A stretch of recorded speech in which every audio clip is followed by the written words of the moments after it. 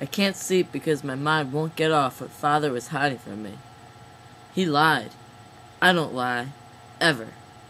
That's because Shaban told me that people who lie have weak personalities. And even though other 15-year-old kids might think that I have a weak personality, I don't. That's because I never lie and never plan to lie in my life. My life has been 5,641 days of truth, which is a prime number. Lying is like arithmetic. The more you do it, the better you get at it. Also, the more you do it, the more you like to do it. I never want to tell a lie, because one lie will lead to more and more lies. After my father lied to me, I realized that he has a weak personality, so I never want to see him again. I am happier with my mother, who is not dead and very kind. I thought she was dead because my father told me that she had been in the hospital for weeks and died. Rats! That's 22 seconds off my high score. Speaking of rats, I had a rat. His name was Toby. I took him with me when I ran away from my father's house in search of my mother. The only things that I left with were my rat, 25 of his food pellets, which is a square number because when you square 5, the product is 25, milk, an extra set of clothes, canned beans, orange juice, 3 math books, 2 clementines, and my Swiss Army knife. I decided to leave because I was frightened of my lying father, and I am a man, so I don't need someone to be with. Unlike girls, I am well off by myself.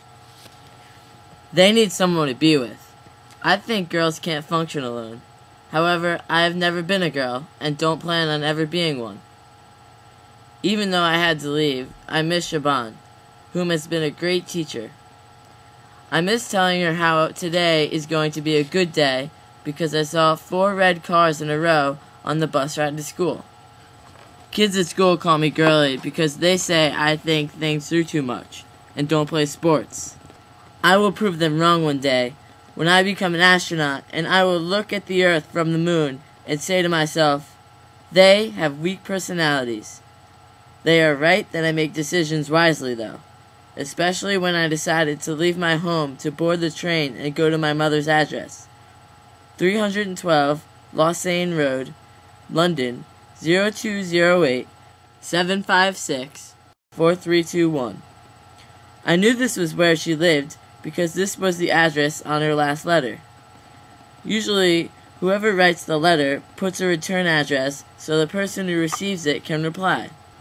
Since then, we have moved to Swindon, where I am now.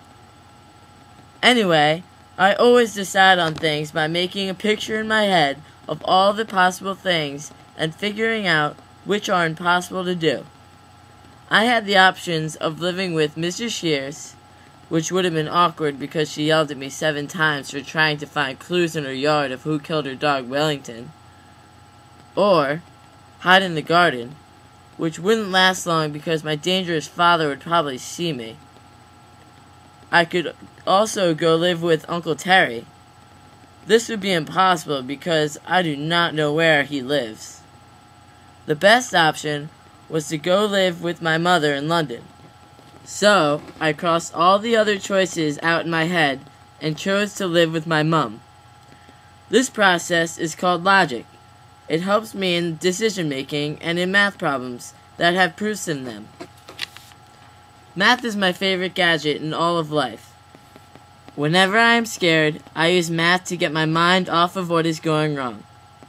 For instance, when I was frightened by my father, I started to square 2's in my head. I get terrified with many things.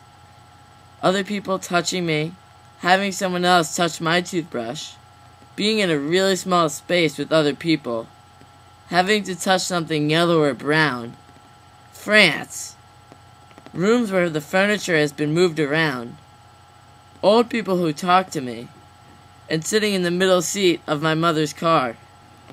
It's 4:11. I have to go get some sleep. And Mother said that Father is planning on giving me a present. I won't like it, even if it's something that I love, just because it is from Father.